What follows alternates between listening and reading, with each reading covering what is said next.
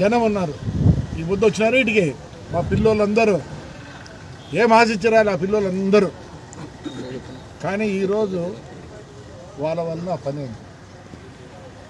ఇప్పుడు కూలోళ్ళు వస్తారు, కూలోళ్ళ పని ఏమి పొద్దున్న 8 గంటలకు వస్తే మధ్యాహ్నం 1:30 వెళ్ళిపోతాం.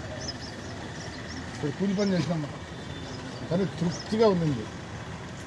రేపు పొద్దున వీళ్ళందరూ చెప్పుకుంటారు అదే మీరు ఏం చెప్పుకుంటారా? ఆ చెట్లు మేము వేసినామని చెప్తారా? ఎవరు వేసినట్టు చెప్తా? నేను మున్సిపాలిటీ వేస్తాను, మీకు ఆ తృప్తి లేదు. కానీ ఈ చెట్టు పైకి వచ్చినాక ఇంకా సంతోషం ఎక్కువ. ఇదే కాదు, అతను 32 ఎకరాలు ఉంది, చిన్నది చేయాలి. ఎందుకంటే దీనికి ఎవరు మనకు పైసలు లేదు పాప, ఎవరిది కదమ్మా మంది. మనం ఎంతమంది ఉన్నాం? 20 మంది ప్లస్ ఇక్కడ పిల్లలు వచ్చినా చూడు ఇవ్వద్దు వాళ్ళ డబ్బులు. ఈరోజు చెప్పాలంటే ఆ కార్ రోడ్డుకు కూడా ఉన్నాడు పెద్ద ఆయన, ఇదే ఉన్నాడు గోపాల్ రెడ్డి, ఆయన వేసినాడు బిల్లు. నేను కేసు వేసినాడు, చేయకూడదు. దానికి 30 లక్షలు ఆ బిల్డింగ్.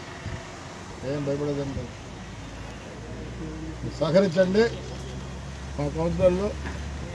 అది ఇంకోటి చెప్తా, నేను 15 ఏళ్ళ కౌన్సిలర్లో చూసినాను. అంటే మిమ్మల్ని పొగడ్డంలా లేదు, నాకు పొగడ్డంలా. కానీ ఎన్ని రోజులు చేస్తారని నాకు డౌట్. రాజకీయంలో గట్టిగా పనిచేయాలంటే చేయి, వాడికి చాలా ఉంటేనే గట్స్ కాదు, చేయాలన్న తపన ఉంటేనే చేస్తాడు. కానీ ఈరోజు నేను వాస్తవం చెప్తానా, మా కౌన్సిలర్లు ప్రతి ఒక్కరూ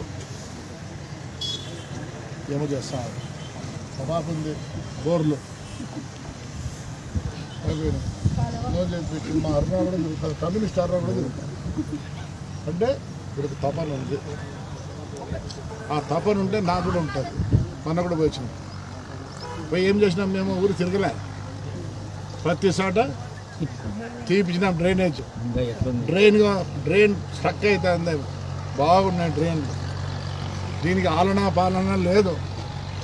ఇప్పుడు మా పిల్లలు వచ్చినారు, డబ్బులు కూడా అడుగుదాం అనుకున్నారు. రేపు ఎప్పుడైనా మీటింగ్ పెట్టి, ఎందుకంటే ఈ కోవిడ్తో రెండు దూరంగా పెట్టినా కొంచెం పని చేపిస్తున్నారు. మరి మున్సిపాలిటీ చేస్తుందా, వీళ్ళు ఏమైనా డబ్బులు కట్టి పెడతా కూడా నేను అడగలే, ప్రమాణంగా అడగలే. అడుగుదాంలే 2 రోజులు పోయినాక. ఒక్కసారి కౌన్సిలర్లు చెప్పేది బాగా తిరగదు.